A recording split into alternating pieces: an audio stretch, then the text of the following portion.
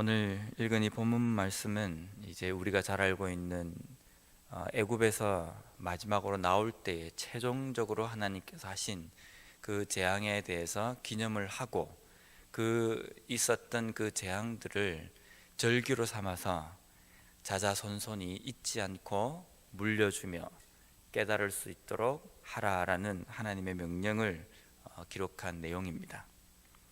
유월절이라는 규례인데요. 그 유월절 이러면 이스라엘 백성들에게 여러 가지 의미가 있겠지만 유월절을 한번 정리를 해보면 유월절은 어린 양이 있어야 합니다. 그 어린 양을 잡고 그리고 그 피를 문에 좌우 쪽에 그리고 문설주에 바릅니다. 그래서 죽음의 사자가 그 집을 넘어갈 수 있도록 그렇게 바릅니다. 그리고 그 유월절에 잡았던 양을 밤에 먹습니다. 근데 먹을 때에 우리가 출애굽기에 보면 그 열 번째 재앙을 준비할 때 하나님께서 이 유월절 양을 먹을 때에 하나님께서 먹을 때 해야 될 자세를 이렇게 쭉 기록해 놓으셨습니다. 보통 이제 출애굽을 준비하기 위해서 400여 년 동안에 있었던 그 노예 생활을 청산하고 이제는 애굽에서 마지막으로 나오는 날입니다. 그러면 어떤 의미가 있겠습니까? 전날 양을 잡아서 옆에 있는 가족들도 아니면 이웃들도 같이 이렇게 모아서 양을 쫙 잡아가지고 파티를 하듯이 포도주와 곁들여서 아주 근사하게 이 마지막 날 밤이기 때문에 이제는 우리가 더 이상 애굽에서 있지 않을 것이기 때문에 최상의 음식과 그러한 것들을 다 곁들여서 전날 먹을 수 있습니다. 그런데 하나님께서는 이 유월절 어린 양을 먹을 때에 그렇게 먹으라고 말씀하시지 않습니다. 자세는 이렇습니다. 모든 옷을 지금 당장 출발할 수 있을 정도로 허리에 띠를 띠고 신을 신고 지팡이를 짚고 유월절 어린 양을 먹으라는 겁니다. 먹을 때에요, 포도주와 이런 것들을 곁들여 가지고 아주 맛있는 것과 함께 곁들여서 먹으라는 것이 아니라 그 유월절 어린 양의 고기와 쓴 나물과 그리고 발효시키지 않은 무교병과 함께 그 유월절 어린 양을 먹을 때에 느긋하게 먹고 이야기를 나누고 지금까지 우리가 애굽 땅에 있었던 그 어려웠던 시간들을 무용담처럼 서로 나누면서 먹으라는 것이 아니라 급하게 먹으라는 겁니다. 지금 당장이라도 내가 나갈 준비를 하고 그것을 먹으면서 급하게 그 양을 먹으라는 겁니다. 이스라엘 백성들에게 이 마지막 날 밤에 유월절 어린 양의 이 고기를 먹으면서 무슨 생각을 하겠습니까? 그들에게 이 출애굽을 하는 이 의미와 그리고 유월절에 하나님께서 그들에게 명령하신 이 내용과는 어떤 연관이 있겠습니까? 출애굽은 서서히 일어날 문제가 아닙니다. 애굽이라는 곳은 이스라엘 백성들이 있어서는 안 될 곳입니다.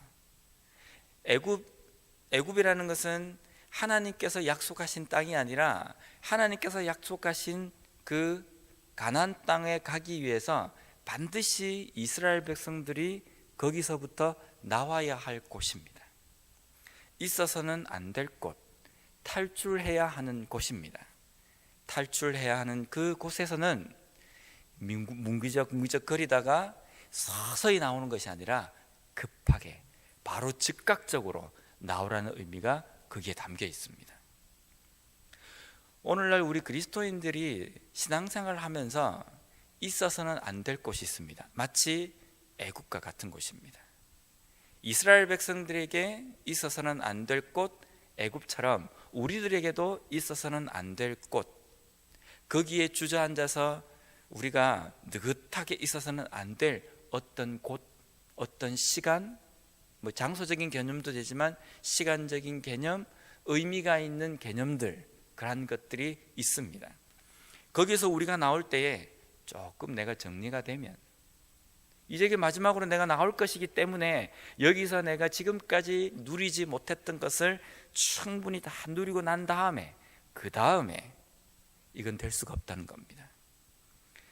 하나님의 백성들이 있어서는 안 될 곳에서 나올 때에는요, 급하게 지금 당장이라도 내가 그것을 떠날 준비를 하고 하나님께서 지금이다 라고 말씀하실 때 즉각적으로 나올 수 있도록 준비하라는 의미가 있다는 겁니다. 이스라엘 백성들에게는 애굽이 그러한 곳이었습니다. 애굽이 있어서는 안 될 곳이지만 안 될 곳이기 때문에 빨리 나오는 개념도 있지만 하나님께서 약속하신 그곳에 가기 위해서는 그곳을 털고 일어서고 나와야 된다는 겁니다. 하나님께서 약속한 곳을, 하나님께서 주신 사명을 감당하기 위해서 우리가 일어서서 나와야 될 때에는 빨리 나와야 됩니다. 결단을 빨리 해야 합니다. 이거 지금 내가 나가면 손해일 것 같은데, 지금 내가 나가면 내가 뭔가 수지타산에 맞을까? 이렇게 계산하고 생각해서는 안 된다는 겁니다. 이스라엘 백성들도 가만히 보면 430년 동안 긴 시간 동안 애굽에서 노예 생활을 했지만, 자 이제부터 우리가 가나안 땅이라는 곳으로 간다. 그런데 광야를 거쳐야 하고 그 가나안 땅에는 수많은 가나안 족속들이 거기에 살고 있다. 그래서 우리가 그곳에 하나님께서 약속한 곳이기 때문에 우리가 가야 된다 라고 생각하고 애굽 땅에서 가나안을 한번 바라보십시오. 애굽 땅에서 광야를 한번 바라본다고 한다면 나갈 마음이 생기겠습니까? 전혀 생기지 않는다는 겁니다. 왜냐하면 이 애굽만 벗어나면 모래바람이 세차게 몰아치는 광야입니다. 애굽 땅만 벗어나면 고생길이 훤하게 열리는 겁니다. 노숙해야 하고요, 그 모래바람 속에서 하루 종일을 보내야 합니다. 땡볕에서 저녁에는 추운 그 기온 가운데에서 생활을 해야 된다는 겁니다. 그게 며칠이 될지는 모른다는 겁니다.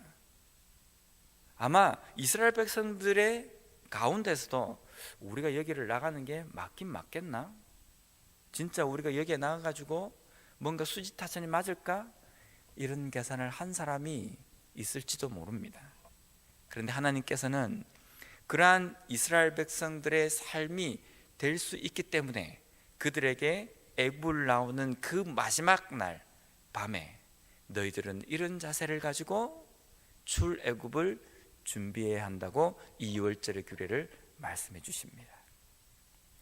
두 번째로 오늘 9절 말씀에 보면 이것으로 내 손의 기호와 내 미간의 표를 삼고 여호와의 율법이 내 입에 있게 하라 라고 말씀하십니다. 이 이야기는 14절 말씀에 보면요, 후일에 내 아들이 내게 묻기를 이것이 어찌 됨이냐 하거든 너는 그에게 이르기를 여호와께서 그 손의 권능으로 우리를 애굽에서 곧 종이 되었던 집에서 인도하여 내실세.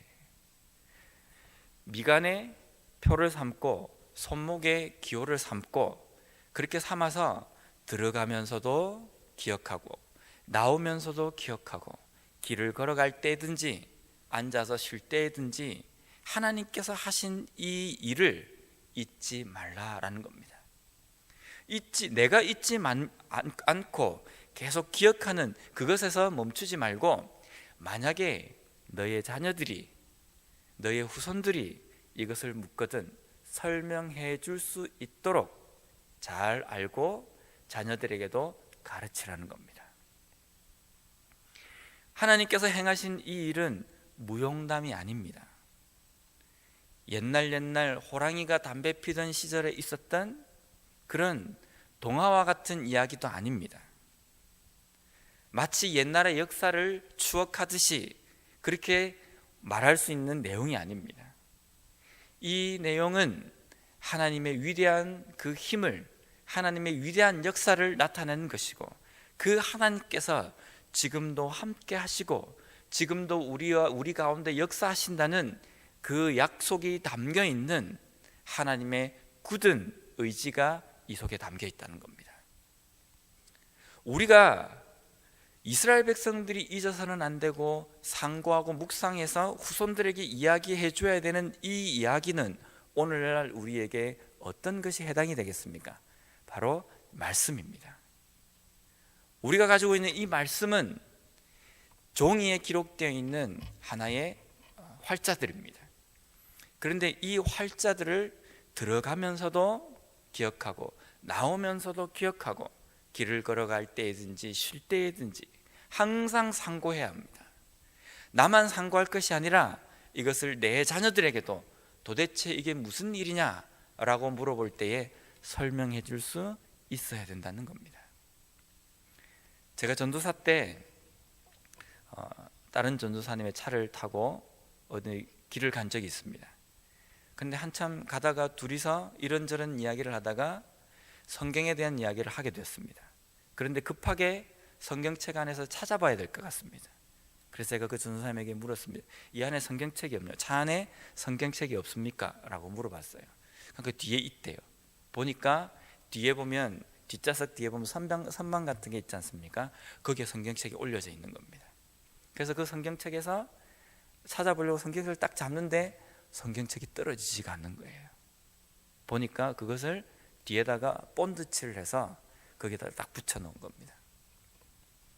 한국에는요, 절에 다니는 사람들은 그 차 안에다가 염주를 주렁주렁 걸어놨습니다. 혹시 본 적이 있으신지 모르겠지만 그 염주가 자신들을 보호해 준다는 생각을 갖고 있기 때문입니다.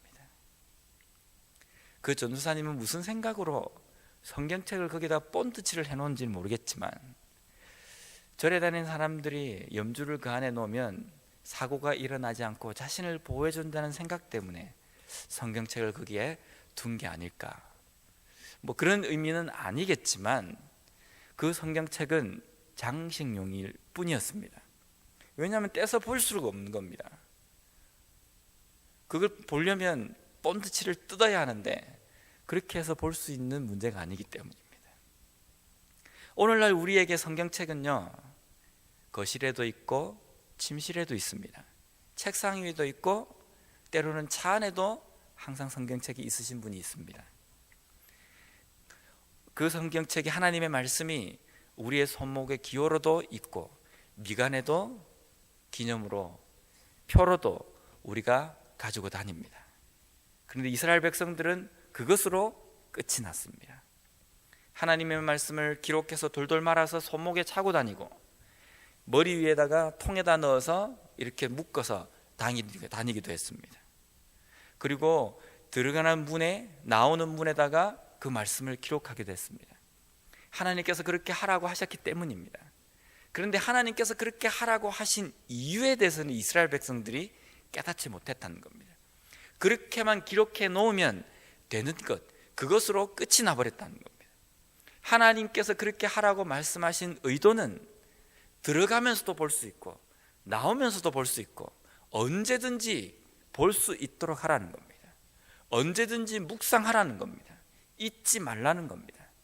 그것이 하나님께서 그렇게 하라고 말씀하신 의도입니다. 그런데 이스라엘 백성들은 그것으로 끝났기 때문에 믿음의 대가 얼마 있지 않아서 하나님의 말씀을 까마득하게 잊어버린다는 겁니다. 나중에는 그 율법이 어디에 있는지도 모를 정도로 그렇게 되어버렸다는 겁니다. 오늘날 우리에게도 수많은 그러한 말씀의 혜택들을 받고 그것을 접할 수 있는 기회들이 있습니다. 거실에, 차 안에, 내가 잠을 자는 그 침대 옆에 하나님의 말씀이 항상 구비되어 있습니다. 그런데 그것으로 끝이 나면 문제가 있다는 겁니다. 일주일에 한 번 교회율도에 들고 와서 펼쳐보는 것, 그것으로는 부족하다는 겁니다. 이 활자로 된 이 말씀을 우리의 마음판에 새겨야 합니다. 종이에 쓰여져 있는 이 한자 한자 이 말씀들을 우리의 마음에 새기고 우리의 생각 속에 넣어야 한다는 겁니다. 그래서 그것이 내 것이 되도록 만들어야 된다는 겁니다. 내가 잊을래야 잊을 수 없는 것으로 만들어야 된다는 겁니다. 들어가면서도 묵상하고 나오면서도 묵상하고, 물론 차를 타고 갈 때에 그 말씀을 펴볼 수는 없지만 그것을 묵상하고, 거실에 앉아 있을 때에도 펴서 그것을 읽고 묵상할 수 있도록 해야 된다는 겁니다. 오늘날 우리의 삶에 나의 가장 가까운 곳에 있는 그 말씀이 어떻게 우리에게 내 삶에 취급을 당하고 있습니까? 우리가 그 말씀을 어떻게 대하고 있습니까? 마치 차 안에 붙여놓은 본드로 붙여놓은 말씀처럼 그냥 장식용에 지나지 않는다고 한다면, 우리에게 주신 하나님의 능력과 수많은 그 은혜들이 우리 때에서 믿음의 그 대가 끊어질 수 있다는 겁니다. 이 믿음의 대가 내 자녀에게, 그리고 내 자자손손이 그 믿음의 유산을 물려받도록 우리는 그것을 잘 물려줘야 합니다. 자녀들이 물을 때에 가르쳐 줄 수 있어야 하고, 그들이 묻지 않는다 할지라도 말씀의 내용들을 가르치고 알려줘야 합니다. 하나님의 능력은 어떤 것이며 하나님의 은혜가 어떤 것인지 그들에게 가르치고, 그들 또한 우리가 경험한 하나님을 경험할 수 있도록 해야 한다는 겁니다. 이스라엘 백성들에게 하나님께서 행하신 이 기적은 자신들이 알고 있는 것만으로, 자신들이 경험한 것만으로 끝나는 것이 아니라, 하나님은 이런 분이시라는 것을 기록하고 새겨서 자기 자신들도 잊지 않을 뿐더러 자자손손에게도 그것을 말해야 할 의무를, 숙제를 하나님께서 유월절의 이 규례를 통해서 말씀해 주셨습니다.